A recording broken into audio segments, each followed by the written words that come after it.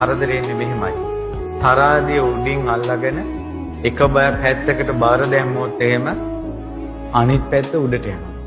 මේ පැත්ත බර වෙනවා. හැබැයි මේ බර වෙලා තියෙන පැත්තේ බර ටික අයින් වුණොත් මොකද්ද වෙන්නේ? එකපාරම උඩට යනවා.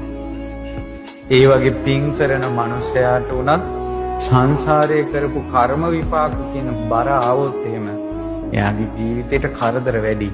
හැබැයි කරදර ඇවිල්ලා ගෙවිලා ගියාට පස්සේ අර තැටියේ බර ඉවරිච්ච ගමන් මෙයා ඊතලියක් තිද්දා වගේ දෙවියන් අතරට යනවා.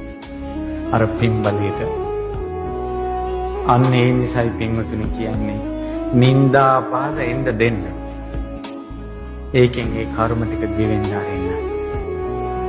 අසාධාරණකම් වෙන්න ආරින්න. කර්ම විපාක ටික ගෙවෙන්න ආරින්න. මිනිහගෙන් තිත්ත කුණුහරුපෙන් බැනුම් අහලා දහ දුක් විඳින්න. ඒ කර්ම ටික ගෙවෙන්න ආරින්න. දරුවන්ගෙන් හිත් පෑරෙන දුක් ටික විඳින්න. ඒ කර්ම ටික ගෙවෙන්න ආරින්න.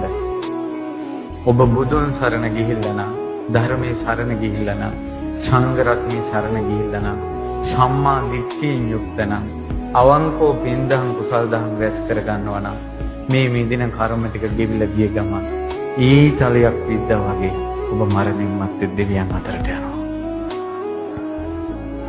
එහි ඔබට වද දෙන්න කවුරුත් නැහැ. එහි ඔබට කරදර කරන්න කවුරුත් නැහැ. එහි ඔබට අසභ්‍ය වචනෙන් බනින්න කෙනෙක් නැහැ. අභූත චෝදනාවෙන් චෝදනා කරන්න කෙනෙක් නැහැ. ඔබ කරපු පිනෙන්ම ඔබ බැබලෙනවා.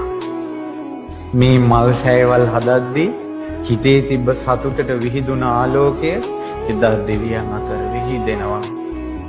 නිල්මානෙල් අරන් මල් පුදපු පින්බලයට ඇඟින් නිල්මානෙල් මල් සුවඳ හමනවා.